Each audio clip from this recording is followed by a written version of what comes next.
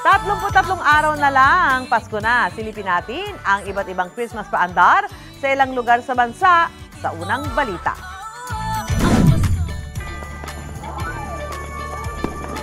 Kumukuti-kutitap na sa gabi ang plaza sa Santa Barbara, Pangasinan. Tantad ito ng makukulay na pailaw at decorations. May Let It Snow show pa.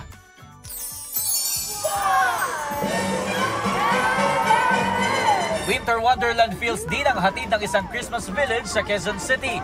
Merrier pa ang pagbubukas nito dahil sa performance ng cute little Santas. Cool for Christmas na rin ang munisipyo ng Samal, Bataan sa mga asul na pailaw.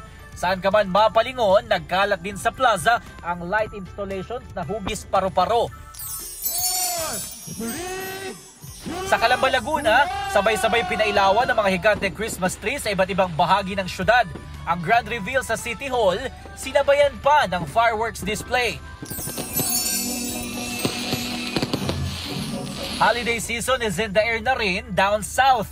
Enchanted displays ang tampok sa binuksang Christmas village sa Cabacan, Cotabato. Hindi naman nagpapatalo sa pagbibigay ng Christmas vibes ang bulaklak na poinsettia. Mula sa amoy hanggang sa kulay nitong berde at pula. Blooming business nga yan sa Zamboanga City kung saan mabibili ang poinsettia plant sa halagang 700 pesos. Ito ang unang balita, Jomer Apresto para sa GMA Integrated News. Gusto mo bang mauna sa mga balita? Mag-subscribe na sa GMA Integrated News sa YouTube at tumutok sa unang balita.